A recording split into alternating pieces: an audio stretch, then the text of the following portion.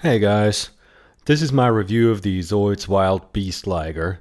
Since this is an updated version of the Wild Liger and I've already done a full review of that one, we're just going to focus on what's new in this video.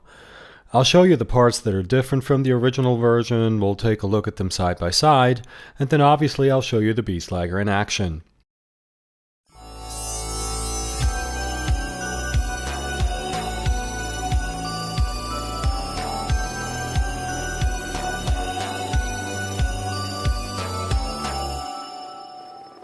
Robo Shop.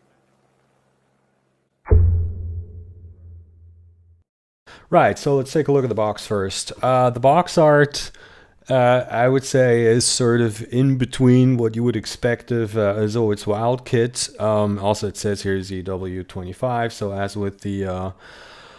as with the Cannonball, the numbering just continues, obviously. Anyway, what I was going to say is this looks, you have sort of very bright blue here. So in terms of the colors, this looks very Zoids Wild, but you can see here, there's explosions, and also the kit has some weathering done to it, like some chipping along these edges, which looks to have been done with a sponge. And also looking at this now, by the way, I'm noticing that the stickers were photoshopped onto it after the fact. It looks pretty terrible if you look up close. Anyway, it looks sort of like the Cannonball box. It looks just sort of more like a war, like a war zone. The kit is made to look kind of dirty and weathered. Yeah, it is different. It's definitely different. Otherwise, we have the back looking like the Cannonball box. We've got this picture here with the what appears to be the CP unit. Which, by the way, if anyone is watching this and you know what the deal is with these bonus parts, these extra parts, the CP unit, whatever this is, how do I get my hands on this? Let me know. Otherwise we have, okay, I'm not going to be, hold on, I can do this. On the side of the box here you have, you have the depiction of the various modes here. Otherwise this is all pretty standard stuff. So let's take a look at the parts. First of all, we have, this looks different. As you can see here, like these are the Beast Liger parts, and here are the instructions for the Wild Liger. You can see this used to have, I mean, this is, obviously it's not that different, you know, this is the part that sort of snaps forward that the blade's attached to, but this looked different on the Wild Liger. Then moving on to the S parts, we have this big part here that slides back and forth. That's part of the Wild Blast mode mechanism. This is what it looked like on the Wild Liger. This is what we have now. There's a much bigger space here. I'm guessing because the blades are bigger and they have to fold back in on this. Otherwise, the S parts are the same, but we have these three things here that look like, hold on, let me see if I can show you, like this. We've got three of these, which I have no idea what they're going to do. I'll show you later. And also this was actually in the A bag, and I'm pretty sure it doesn't have a corresponding, no it doesn't, sorry, I forgot to check that before I started filming. This piece here, which looks like it's going to go on the sternum. Moving on, we have the feet.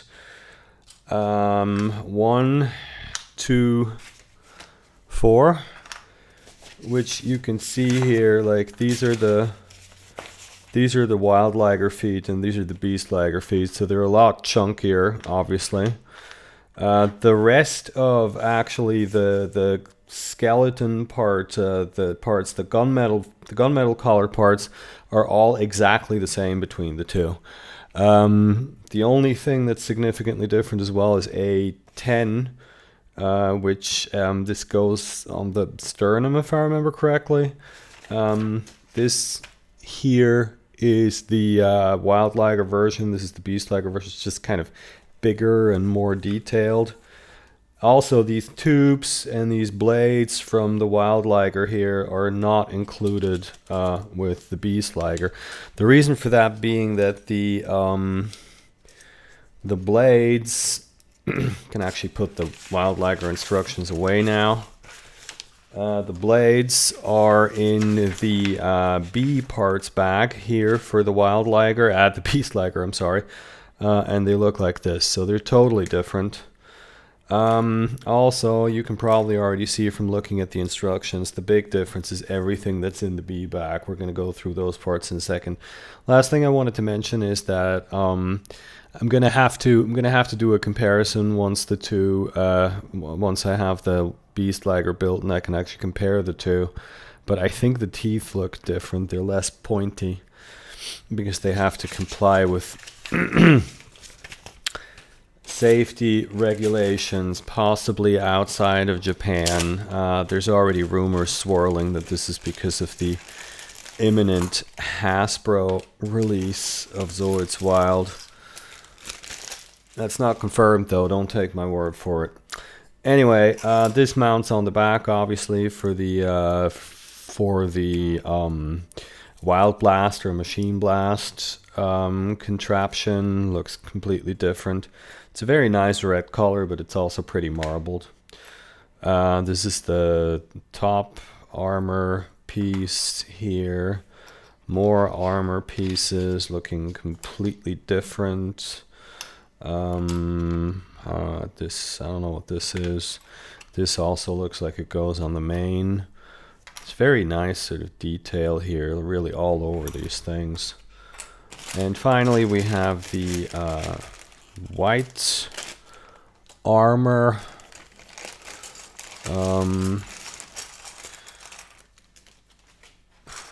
Which these are the main pieces. They don't look that different, but different enough. This is the corresponding one for the other side. Another one of these. Actually, these aren't. What am I talking about? This is the leg armor, not the main.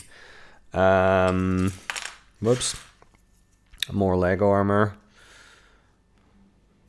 It's not that detailed, but it looks pretty nice. This is now actually for the main, I think. I'm scared to say anything now because I'm going to make a fool of myself again. It's a corresponding piece for the other side. Head, I compared these, and they look similar at first glance to the ones on the Wild Liger, but there's actually just a lot more detail here and a lot of differences sort of in the overall, like in the details of the structure. The overall shape is more or less the same, but it really doesn't look the same. It's another main piece, I think, and no, wait, no, this is the tail. This is the end of the tail. And this goes on the back.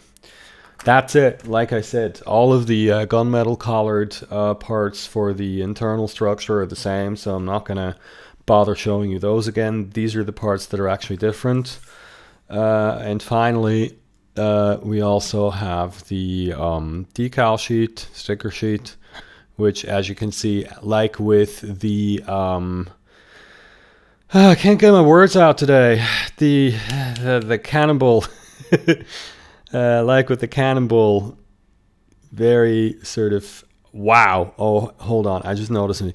You see, I don't know if you can see this even because it's so small, but this is literally, and also this, like these are actual, like originals, or well, I should say new release Zoids sticker designs that they're including here.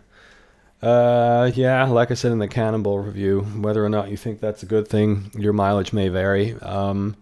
Anyway, I'm going to start getting this together. We're going to find out where these little weird sort of, you know, these guys here, whatever these are, we're going to find out where those go. The rest should be pretty straightforward. And then we're going to see how this compares to the Wild Liger. So, where do these little ice cream scoop things go, right? Here's what one of these looks like. what happens is this is one of the blades that go on the back, and you see there's a gap here that this fits into. So that's what you do. It goes in here. I'm really not sure why this is necessary. There's a little tab here that helps these to lock in place, and because it's separate, it has a bit of bounce. I can't really show this, but you can press this in a little. I guess that's the reason. So while I'm at it, I'm just going to show you guys how this goes together on the back here. Might as well, right? So we take this, and the blades lock on top of here. This is, from what I remember, not that different from the Wild Liger. And then we are supposed to fold them back. And they do like slightly lock into place. And then the next thing we do is that this is actually meant to be on here already, is that we put this, I hope I'm doing this the right way around this time, that we attach this on here. And then turn the page here real quick, and then making sure that the head is all the way up, of course. We fold this back, and then we have these two little armor pieces here. Let me make sure I don't get them backwards. These go on the side here. All right, and here we go. Now, yeah, I'm going to get the stickers on this, and then we'll continue with the review. So next, actually, quick thing about the stickers. First of all, if you look here, it says this stripe and this stripe here on the leg armor and on the mane is number 5. Now, number 5, you can see, whoops, you can see here on the sticker sheet is actually this thing, which means exactly what you think it means. This is all just one big long stripe. It's a single sticker, and what you end up having to do, you have to cut it to shape so that it actually fits on here and looks the way it's supposed to look. Now, I don't think that's a problem, of course, you know, it's not difficult for me to do, but given that these are supposed to be kids' toys, I don't see how you can do this, at least not properly, without a knife. And I wouldn't want my, I don't know, what does it say here, ages probably like 5 and up or something. I wouldn't want a 5-year-old messing around with one of these blades, so that's interesting. Also, we have a discrepancy, which is that, and it's really funny. See, the sticker sheet is depicted correctly, but now if you look here, I don't know how well you can see this, there's supposed to be a sticker that goes on the back that's like a warning that these blades are going to snap up or something, and you see it has this arrow with a red background and a yellow text box above it, and that's number 1, and number 1 on the sticker sheet actually looks like that, which is totally different. And also, like, there's panel lines all over this area, so I just didn't put that one on. These two here on the back, while I'm talking about stickers, I wasn't sure if they're supposed to go on both sides, so I just did. The stripes evidently are only meant to go on one side, which I actually think looks kind of cool, so I did it that way. Also, you can see here, I mean, I cut some off, but this is how much I'm left with after just doing these two. So there's really no way to do that symmetrically. Yeah, that's the stickers. On with comparisons and such. So here's a picture of the 3 versions that I have. From left to right, you're looking at the original, the Beast Liger, and the Awakening Wild Liger. Overall, I think you can see that just everything about the Beast Liger is bulkier and more aggressive looking. Personally, I like the new armor parts better, especially the fact that the bunny ears are much less conspicuous, but the ginormous, bulky Wild Blast mode contraption on the back is a bit much if I'm honest. Also, here's a close-up of the teeth. I'm not seeing a difference here. Anyway, let's see him in action. Similar to the Wild Liger, of course, he walks, and then this happens. But wait. Yep, there's a second stage, and I guess that's what those small parts are for. It looks really cool, but to be honest, it took me like 3 or 4 tries to get this to work for the second shot. It's all a bit janky and doesn't always work right.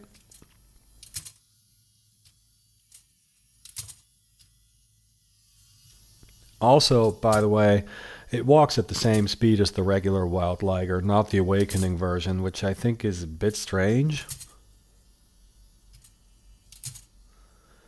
So, the way I see this one is, if you don't have a Liger yet, get this one. It has a more interesting Wild Blast mode. Personally, I think it just looks better. And it's also a bit more stable because it doesn't have those blue armor parts on the Wild Liger that always pop off. If you already have the Wild Liger though, and you're not a completionist like me, I don't know, hopefully this review has shown you enough of the differences so that you know whether they're worth it to you. And that's it for this one, folks.